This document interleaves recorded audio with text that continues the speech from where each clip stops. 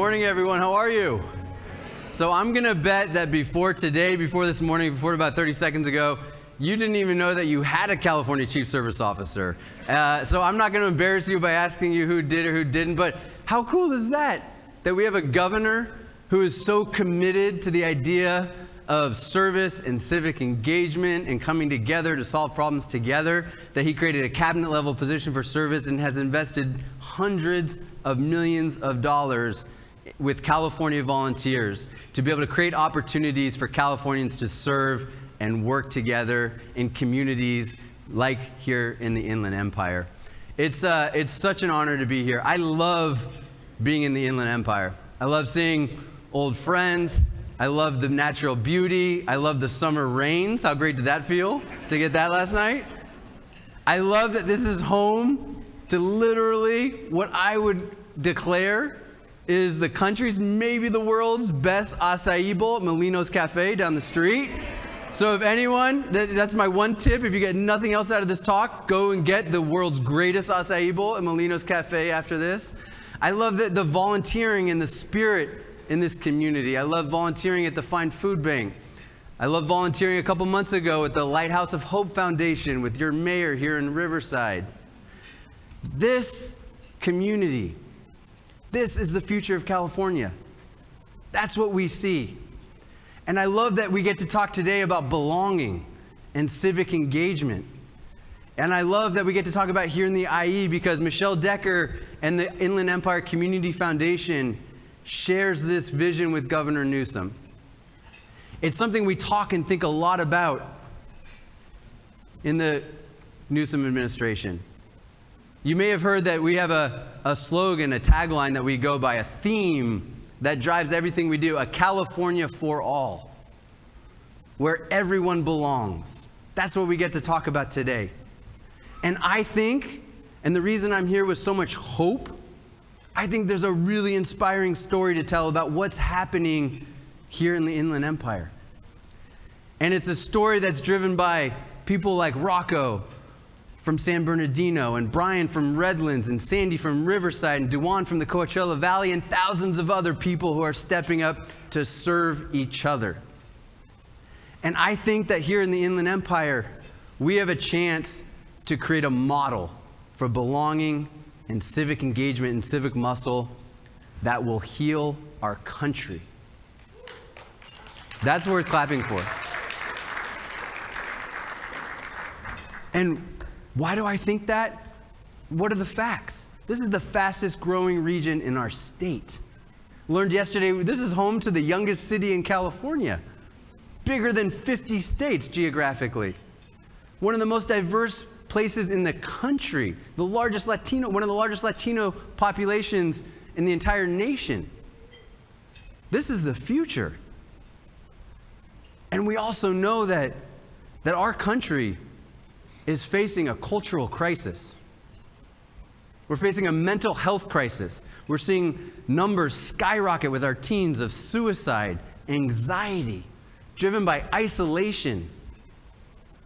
We're seeing a public health crisis. The Surgeon General of the United States just declared recently the biggest health crisis in this country. It's not COVID, it's not heart disease, it's not cancer. The biggest public health crisis in this country, loneliness. People are feeling lonely, isolated, disconnected. And we know that breeds distrust. You're more likely to be prone to conspiracy theories when you're lonely. You're more likely to have negative health outcomes when you're lonely. We're facing a political crisis. Well, all you have to do is turn on the news for 30 seconds and you can see how divided we are, how polarized we've become. We can feel it in our guts.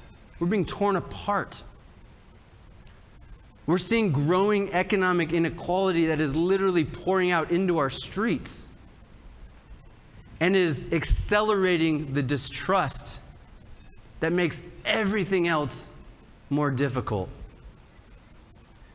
This is, I think, a critical juncture in our nation's history. This is a juncture where we as a society, we as leaders, need to decide, Do we want to be defined by a society of division and isolation and othering?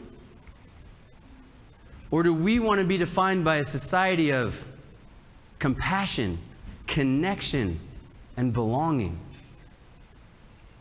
Now, I think when I ask that question, all of us, and probably most of all Americans, would say, we want to be a society of connection. Because that's something that we all want as human beings. We know the benefits of connection. We know the mental benefits of feeling connected to your friends and your family and your community. We know the public health benefits of being connected to your community. We know the benefits to a political system where people trust each other, where they can deliberate, where they can disagree but respectfully and solve problems together.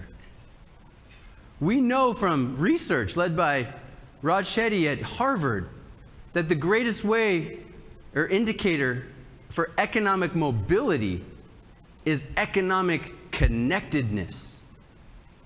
Can people of different classes be connected economically? That is how we create economic mobility. We know the benefits of being connected. We also know, has anyone ever heard of Maslow's hierarchy of needs? Anyone know what I'm talking about here? Pyramid hierarchy of needs, right? Top need, physical, food, water. Seems pretty basic. Then after that, it's security. We need to feel safe. You know what comes next right after security? Top human need? Belonging and love. Belonging and love is literally our common humanity. It's something we all share. We all want to be part of something bigger than ourselves. And that's whether we're progressive or conservative, whether we live in a rural community or an urban community, a small state, a big state. That is our common humanity. And that desire to belong, to connect, to love, that's the opportunity here in the Inland Empire, to create a community where everyone belongs. How beautiful of a vision is that? A California for all and an Inland Empire for all. That's what we get to create. Now, I want to take just a quick second before we talk about how do we create that and what role do we play as leaders in our community to help foster belonging. Just to take a quick time out, because I know what's going through our minds here. We have elected officials in the room. We have organization leaders who are thinking, you know, belonging's nice, but I got problems to solve. I got to fix roads. I got to fix schools. We have climate change bearing down on us. We have homelessness. These are real problems we got to fix. Let me humbly offer this point today. Belonging is foundational to solving all of those problems. We live in a political system, no matter how imperfect, no matter how flawed, we live in a political system where we get the chance to work together to decide our future. And that whole system is built on the foundation of trust. Trust that we are going to come together, and while we may disagree, at the end of the day, we're going to do what's right to protect each other and support each other. Trust that we can actually work together to solve problems. That's what democracy is. I was with a young tribal leader recently who said, when it comes to climate change, in her community, they believe that they will solve climate change. We will solve climate change at the speed of trust. The whole system relies on us trusting each other. And I'm talking about the kind of trust that you feel when you're on a team, collaborating, working together towards a common mission, a common purpose. The kind of trust you feel in a military unit when you rely on each other in life or death situations. The kind of trust you feel when you belong to a family, the kind of trust you feel when you belong to a meaningful community. And we know that trust fosters collaboration and coordination. It also fosters collective action. And let me let you in on a little secret. I was a former city council member and mayor. We have some in the room here today with us. This is a secret that maybe not so secret. City Hall isn't going to solve all of our problems. And I'm going to tell something, this group, this may blow your mind, especially here in this room. Sacramento is not going to solve all of our problems. We believe in California volunteers and why the governor is so passionate about this work and has invested so much that if we're really going to solve our biggest problems, climate change, growing inequality, homelessness, you say it, we have to mobilize our greatest asset. That's the 40 million people that call California home. So how do we do that? How do we create belonging? What role do we all play as leaders in our community to do this? I look to a few experts of people who think about this all day long, who are incredibly inspiring, brilliant. People like John Powell, who leads the Othering and Belonging Institute at Berkeley, who we work with to partner to think about how do we create bridging curriculum for all our service members. And when he talks about belonging, he talks about co-creation. People doing things together, creating together, shaping societies and institutions together. Embedded in that is more than just being connected. You actually have to contribute. You have to be given the opportunity to contribute, to co-create. The Dalai Lama, one of my favorite pieces of all time, right before the 2016 election. Anyone remember what happened in the 2016 presidential election here? The weekend before the 2016 presidential election, before this country elected Donald Trump, the Dalai Lama wrote an op-ed for the New York Times. And he asked the question, this was a couple months after Brexit in England, a weekend before we elected Donald Trump. He says, why do we have these societies in the UK, in the United States, that are literally the richest societies in the history of mankind, civilization, materially? So wealthy, has so much. Why is there so much anxiety? Why is there so much political anxiety that's causing all this uproar and this polarization, this division? And he said, at the end of the day, he wrote, as human beings, we just want to feel needed. We just want to feel that our community values us, our family values us, our society values us. That's what we need. Maslow, in his hierarchy of needs, when he talks about belonging and love coming right after physical needs and safety, said that as we seek belonging and love, we seek a place in our group, a place, a purpose, a role in our group. And he says love is about receiving, but love must also be about giving. We have to give people the opportunity to love their community, to love the Inland Empire, to love California. And when I think about belonging, we have to recognize that embedded in this beautiful concept, this aspiration of our democracy where everyone has a voice, everyone can shape our society, everyone matters, is an idea of reciprocity. Belonging is not a one-way street. You can't send someone a check in the mail and tell them they belong. You can't send them a certificate signed by the governor saying you now belong. You have to build a sense of responsibility, a sense of accountability for us to belong. And maybe that's intuitive, maybe that's obvious, right?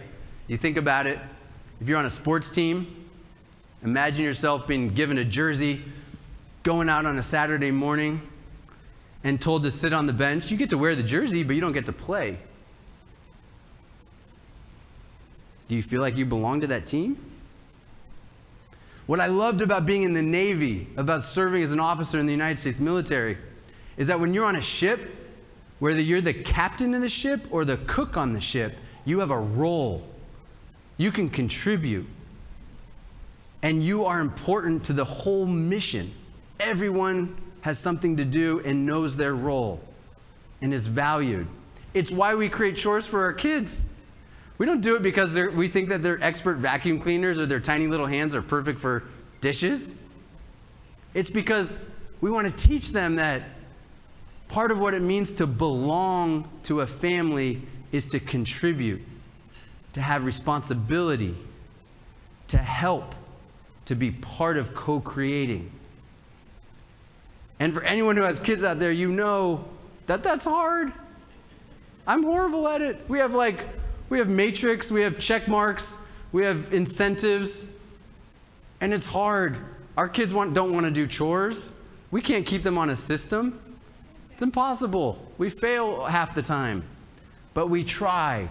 And because it's hard to create these opportunities for people to learn and get the chance to give their love and to contribute, that's why we have to invest in civic engagement and civic muscle. That's why it's so important, because building the civic infrastructure that allows everyone to co-create together, to contribute together, that doesn't just happen. That doesn't just come together. You all know this. You are doing the hard work in the communities every day. It is hard work, and we have to invest in it. We have to put resources into it. And what I'm going to talk about today, and it's not going to surprise you because my title is Chief Service Officer, is we have to create more opportunities for people to serve together and with each other. And we have to create more opportunities to serve because I was just thinking about this the other day. I was reflecting upon a moment that, as a veteran, all of us will remember and do remember. It's that moment we signed the oath to protect our country, go into active duty. And it's a time where we reflect in that moment on being willing and agreeing to being sent anywhere at any time, to being ordered to do anything as long as it's lawful, and being willing, if necessary, to die for our country. And I think about patriotism, which is defined as love for your country, and it struck me that service is how we demonstrate our love. It's how we give our love. If you love your school, you demonstrate that love, and you give that love by volunteering with the PTA, by volunteering in the classroom, by running for school board. If you love your church, you demonstrate that. You have the chance to give that love by volunteering at your church. That's how we demonstrate and have the gift that Maslow talks about of giving love. It's also how we co-create. That key factor that's so important to belonging, co-creation together. When we build community gardens together. When we build tutoring and mentoring programs together. When we volunteer at food banks and we co-create food security for those most in need together. That is service. And when we give people the opportunity to serve, to have that experience that so many of you know so well, what do we create? We create investors. We create stakeholders. People who are now invested in their community. And what do investors do? If you're a business person, you have investors. You're in private equity, or you're starting a small business and you're investing your time into building that business, or you're building a nonprofit or a campaign. You're investing. What do you do when you invest? You want to make it better. You want to make it stronger. You want to make it healthier. And does that mean that you say everything's perfect? Of course not. You're critical. You'll be the first to be critical. But you're invested in being part of the solution. When you invest as a program officer into a program, you're going to make that program better. You're going to be critical of it. You're going to ask tough questions. but you're going to be invested in making it better. We need to create a society where everyone is an investor. That's the opportunity we have.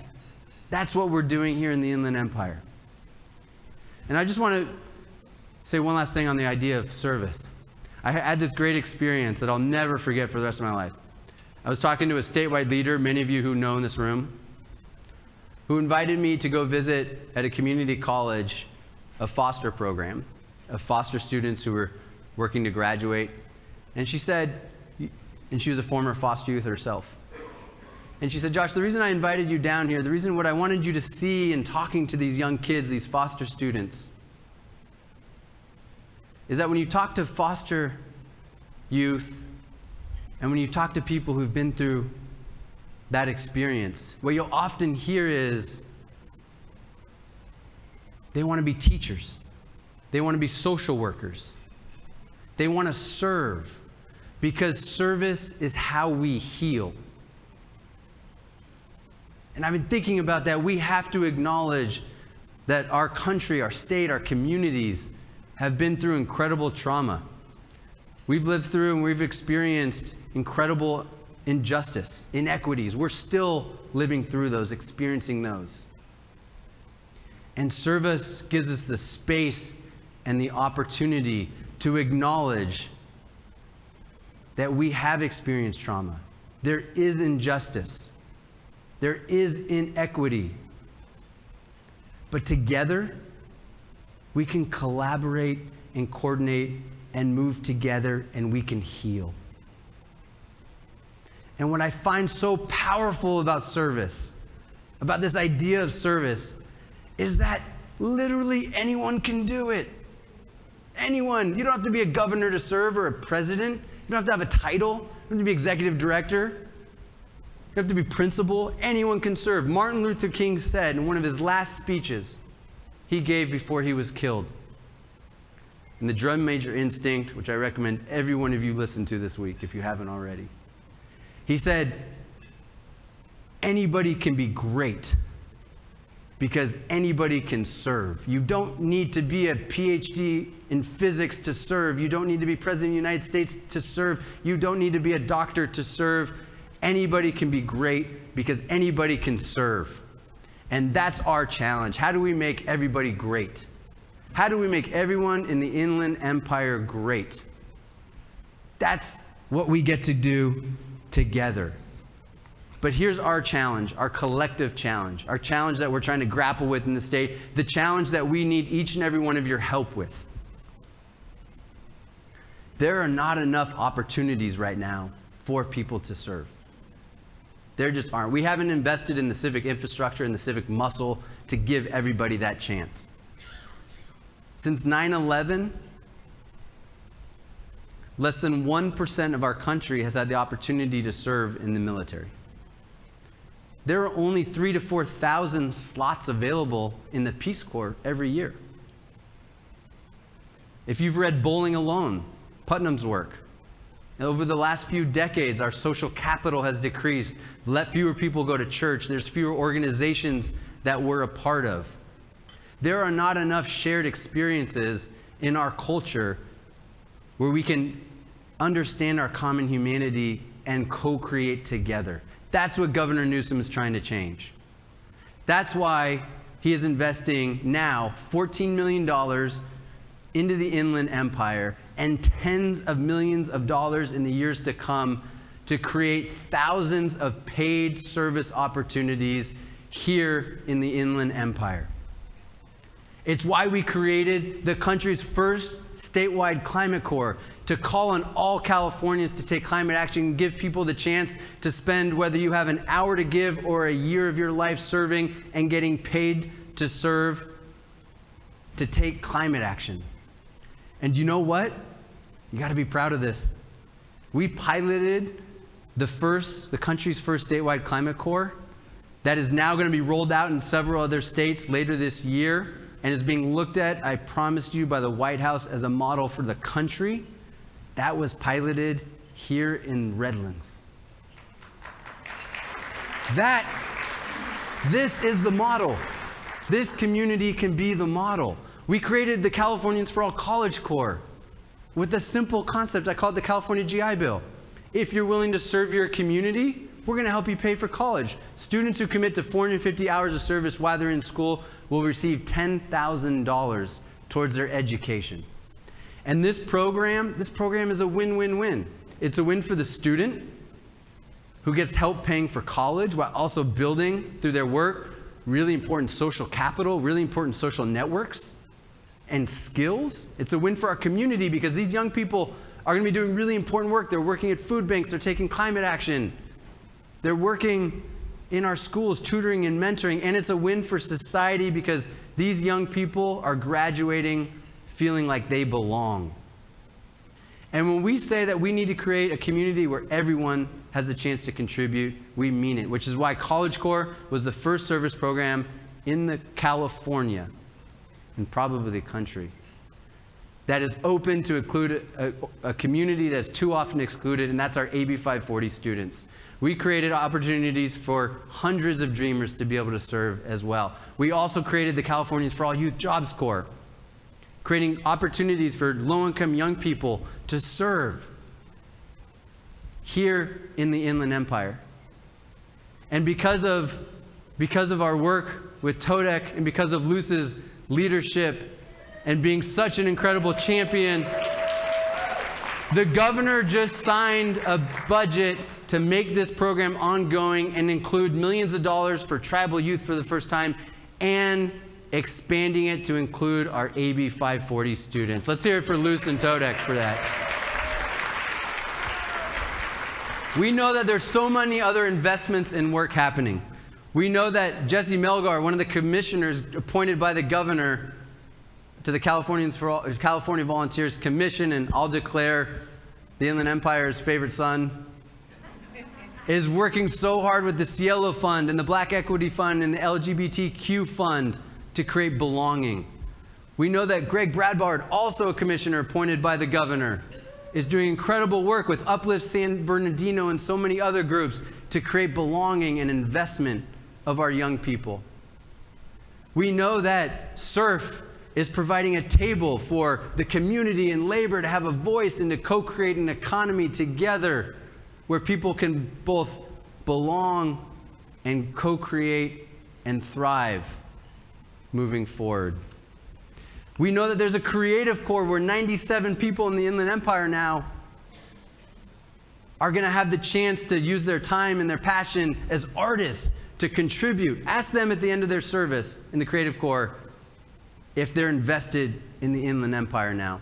And we know that Paulette, where are you, Paulette? There you go, Paulette. Paulette is creating the next generation of journalists for the state of California. Ask those journalists if they are invested in the state of California and in the Inland Empire. Let me end on something like this. All of that work, that is something you should be so proud of. Raise your hand if you're proud of the Inland Empire. Raise your damn hands. The governor is proud. I am proud. The definition of pride is pleasure or satisfaction derived from one's own achievement. You are all proud because you are part of making this community. This is your achievement. The question before us is, how do we create this achievement for everybody so that everybody feels your pride and belongs? And here's where I need your help, and I'll end with this. We need your help making sure that the civic muscle we're building, the civic engagement opportunities that we're building, the service opportunities are stronger. We need to strengthen that muscle. We need help making sure that our service members have good experiences, that they're impactful, that they're working at the right places, the right nonprofits, they're addressing the right community needs. You need to tell us where that is. We need your help to form that and shape that. And we also need your help to create more opportunities for people in the Inland Empire to serve. So whether you're a business leader and you could ask your employees or give them the opportunity for a day off or organize a service event, whether you're a political leader and can invest in creating service opportunities with your school board, your city, or an education leader and building service and volunteerism, into the academic experience. There's ways for each of you to give someone the gift of giving love.